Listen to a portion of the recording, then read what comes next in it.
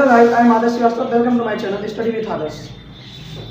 मैं आप लोगों को दिल से धन्यवाद कहना चाहूँगा। मैंने जो इसके पहले वीडियो डाला था फैक्टराइजेशन गुणनखंड का, उस पर आप लोगों ने जो सब्सक्राइब किया, लाइक किया, कमेंट किया, उसके लिए मैं आप लोगों को तहे दिल से धन्यवाद देना चाहता हूँ। आज का जो हमारा टॉपिक है वो है दर्पण के सूत्र का निर्माण। जो हमारा दूसरा टॉपिक है वो क्या है? दर्पण के सूत्र का निर्माण, डेरिवेशन ऑफ मिरर फार्मूला। ठीक है, ये हम 10th और 12th स्टूडेंट के लिए बना रहे हैं, जो बहुत ही इम्पोर्टेंट है।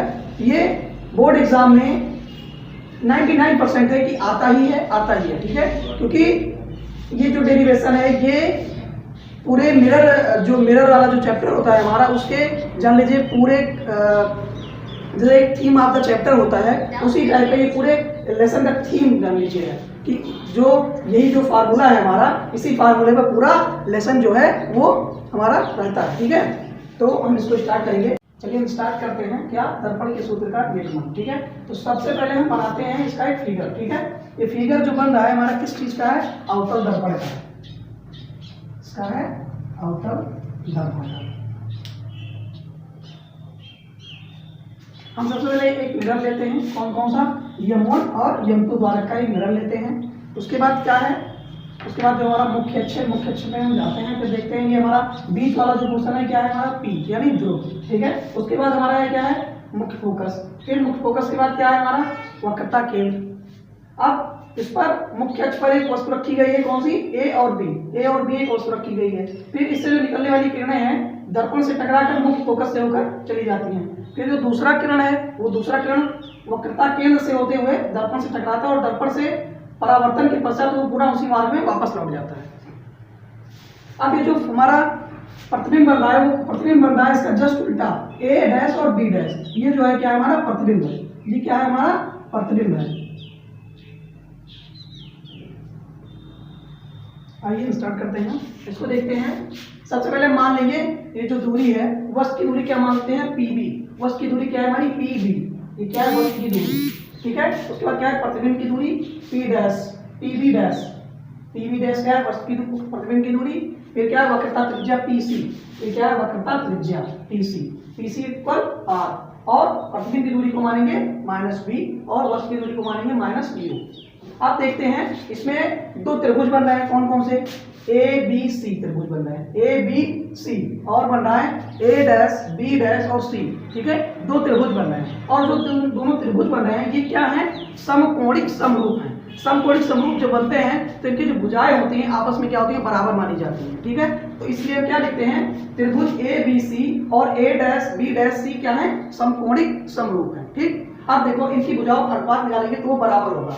AB ये जो होगा AB, ये भुजा और A डैश B डैश भुजा क्या होगा? बराबर होंगे आपस में। तो AB upon A dash B dash equal क्या हो जाएगा? अब ये भुजा BC और B डैश ये क्या होंगे? इक्वल होंगे, यानी आपस में बराबर होंगे। ये मान लेंगे क्वेश्चन नंबर फर्स्ट। ठीक, अब क्या होगा?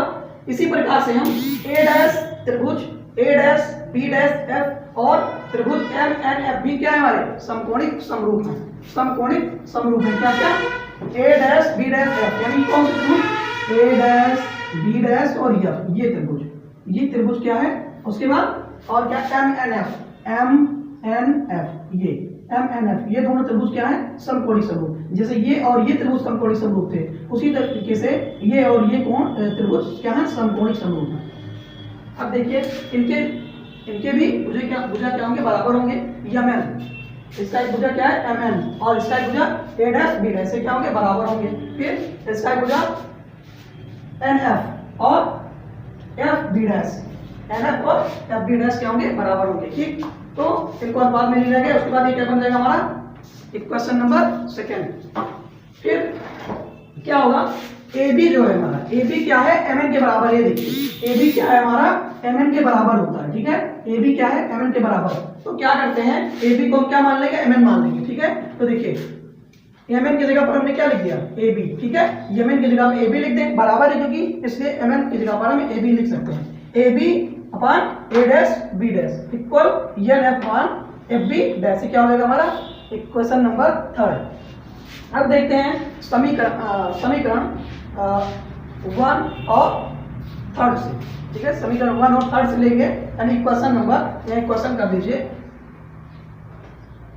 इक्वेशन 1 और फर्स्ट से 1 और थर्ड से, ठीक है। अब देखिए जो हमारा ये है, ये जो है और ये है, ठीक है, ये दोनों क्या होंगे, इक्वल होंगे। क्यों इक्वल होंगे ये भी देख लीजिए, क्योंकि A B upon A dash B dash, A B upon A dash B dash, इसके इक्वल ये है, इसके इक्वल ये है, तो इसके इक्वल ये होगा कि नहीं होगा, तो इसलिए हम क्या लिख देंगे, सी बी अपान B dash C equal N upon F B, ठीक, N upon F B dash.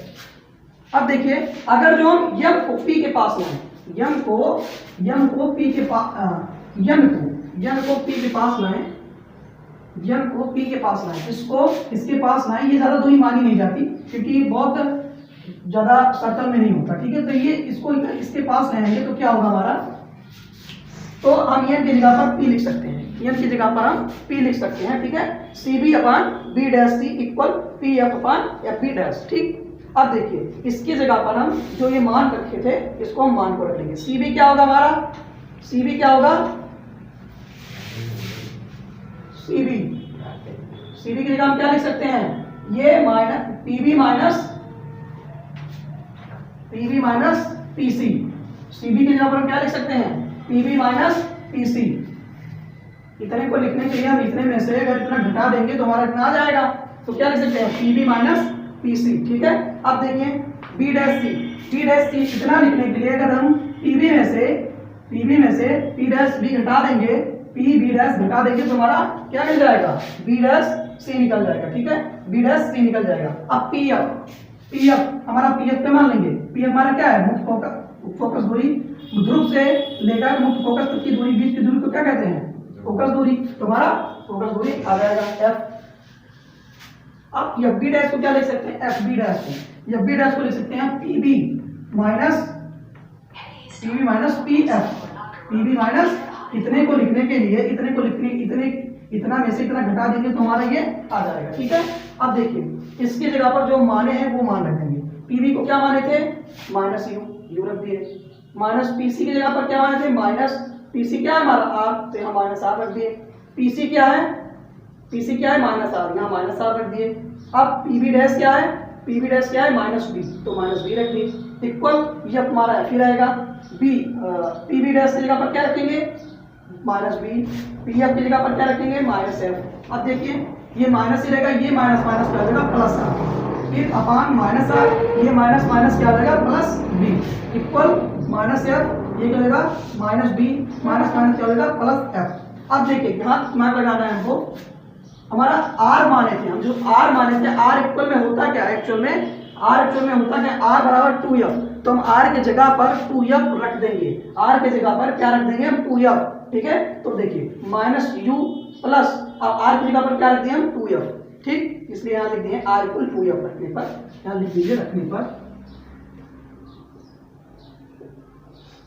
अब देखिए अपान, फिर यहाँ आर की जगह पर क्या हो जाएगा हमारा 2f, ठीक, फिर b की जगह पर b रहेगा, इक्वल माइनस एफ, अब b minus B plus F, ये इतना ही रहेगा। अब क्या कर लेंगे हम, इसका क्रॉस मल्टीप्लाई यानी तिरछा गुणा, ठीक है, इसका मल्टीप्लाई इसमें करेंगे, इसका मल्टीप्लाई इसमें करेंगे, ठीक है। तो इसका मल्टीप्लाई इसमें करेंगे तो क्या होगा, माइनस यू और माइनस बी, माइनस माइनस क्या हो जाएंगे हमारे, प्लस हो जाएंगे, और यू बी क्या हो जाएंगे, यू बी ही रहेंगे, ठीक, प्लस 2f, फिर देखिए 2f का मल्टीप्लाई करेंगे हम माइनस बी में, तो प्लस माइनस माइनस और 2fb, ठीक। अब देखिए माइनस यू का गुणा करेंगे हम एफ में, तो माइनस प्लस माइनस और एफ यू, ये आ गया। फिर 2f का मल्टीप्लाई करेंगे किसमें, एफ में, तो 2f इंटू एफ कितना हो जाएगा, एफ स्क्वायर यानी 2f स्क्वायर। अब f का मल्टीप्लाई करेंगे माइनस 2f में, तो माइनस माइनस क्या हो जाएगा, प्लस, और 2f इंटू एफ क्या हो जाएगा, 2f स्क्वायर। फिर देखिए b प्लस बी और माइनस एफ का मल्टीप्लाई करेंगे तो आ जाएगा हमारा माइनस एफ बी, ठीक। अब ये आ गया हमारा। अब देखिए ये इधर प्लस में और ये इक्वल के यानी बराबर के इधर प्लस में, तो इधर आ जाएगा तो माइनस हो जाएगा, इसलिए हम इसको क्या कर देंगे, यहीं पर डायरेक्टली काट देंगे, ठीक है। अब बचा क्या हमारा, U B minus F U minus 2fb इधर है, और माइनस एफ बी को इधर लेकर चले जाएंगे तो बचेगा एफ बी, और उधर क्या हो जाएगा 0, ठीक। अब देखिए माइनस 2fb में से प्लस fb जब घट जाएगा तो कितना बचेगा, माइनस fb, सिर्फ क्या बचेगा, माइनस fb। और अब हम क्या करेंगे, ub जो हमारा प्लस में है यू बी को हम यही रखेंगे और बाकी इन दोनों को उधर कर देंगे, यानी बराबर के उधर पक्षांतर कर देंगे। और जब पक्षांतर करेंगे तो दोनों क्या है, माइनस में उधर जाएगा, क्या हो जाएगा, प्लस में। तो ये क्या हो जाएगा, एफ माइनस एफ बी जो था ये इधर जाएगा प्लस एफ बी हो जाएगा, और माइनस एफ यू जो था उधर जाएगा प्लस एफ यू हो जाएगा। अब देखिए क्या करेंगे हम, ये यहाँ ट्रिक है, यूज करना पड़ेगा हमको। दोनों पक्षों में यू बी एफ से भाग देने पर क्या है, दोनों पक्षों में यू बी एफ से भाग देने पर देखिए U B upon U B F equal F B upon U B F plus F U upon U B F. अब देखिए यहाँ यू बी से यू बी कट गया, बचा कितना, 1/f। यहाँ देखिए एफ बी से एफ बी कट गया, बचा कितना, 1/u। यहाँ देखिए एफ से एफ कट गया, यू से यू कट गया, बचा कितना, 1/u। तो क्या आ जाएगा हमारा, 1/b बचेगा भाई। तो 1/f equal 1/u plus 1/b, ये क्या हो गया हमारा, क्या आ गया, दर्पण का सूत्र, ये हो गया हमारा निगमन। ठीक है, इसी को हम यही पूरा जो है हमारा, इसको सॉल्व करेंगे तो हमारा 1/f equal 1/u plus 1/b आ जाएगा। यहाँ एफ हमको हम एफ माने हैं फोकस दूरी, एफ हमारा हो जाएगा फोकस दूरी। फोकस दूरी क्या हो जाएगा हमारा एफ, और वस्तु की दूरी हमने मान ही लिया है -u, और पटनी की दूरी क्या होती है -b। ठीक, तो ये हम जान जाएंगे, इसको क्या हो जाएगा 1/f equal 1/u plus 1/b। धन्यवाद। तो यहाँ क्या हमारे दर्पण के सूत्र का नियम 1/f equal 1/u plus 1/b। ठीक है, तो ये हमारा हो गया पूरा दर्पण के सूत्र का नियमन। पहले हम फिगर देखेंगे, फिगर समझेंगे, ये हमारा पूरा सॉल्व हो गया है, और लास्ट में क्या है, हमारे दर्पण के सूत्र मिल गए हैं। ठीक है, आपको आप इसको ध्यान से देखिएगा और समझिएगा। अगर पसंद आए तो इसको लाइक करिएगा, सब्सक्राइब करिएगा और कमेंट करिएगा, और ज़्यादा से ज़्यादा लोगों के पास शेयर करिएगा, क्योंकि ज़्यादा से ज़्यादा बच्चों का ये टॉपिक मजबूत हो जाना चाहिए। Thanks for watching.